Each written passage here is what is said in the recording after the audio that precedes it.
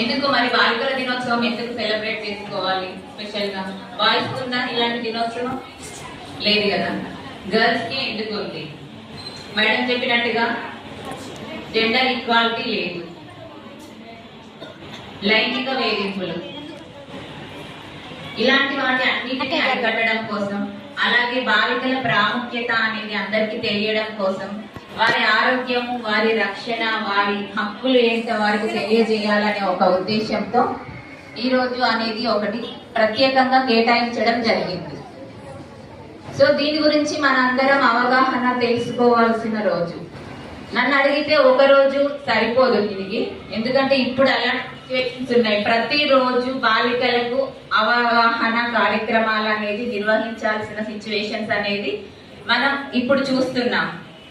ఒకప్పుడు అంటే అక్షరాస్యత తక్కువ ఉండే, ఎడ్యుకేటెడ్ పీపుల్ తక్కువ ఉండే, కానీ ఇప్పుడు 20వ శతాబ్దం వచ్చినప్పటికీ ఎడ్యుకేటెడ్ పీపుల్ ఎక్కువ అయినప్పటికీ సోషల్ మీడియా ఎఫెక్ట్ అనేది ఎక్కువ అవ్వడం వలన మనం ఇంకా చాలా ఈ అఘాయిత్యాలు అనేది చూడాల్సిన పరిస్థితులు వస్తున్నాయి. కాబట్టి వాటి మీద అవగాహన కార్యక్రమాలు అనేది నిర్వహించాలి. బాలికల రక్షణ మనందరి బాధ్యత అనేది ఎప్పుడో ఒకసారి, సంవత్సరానికి ఒక్కసారి కాదు, ప్రతిరోజు ప్రతి క్షణం ప్రతి ఒక్కరం మన మనసులో స్మరణ చేసుకోవాల్సిన దుస్థితి అని చెప్పుకోవాలి ఇప్పుడున్న పరిస్థితి చూస్తే. ఎందుకంటే రోజు పొద్దున పేపర్ కానీ టీవీలలో కానీ మనం రిపీట్ గా చూసే వార్తలలో బాలికల మీద అత్యాచారాలు, అఘాయిత్యాలు, వరకట్న వేధింపులు, ప్రేమ వ్యవహారాలు ఇలాంటివి మనం ఎక్కువ చూస్తున్నాం.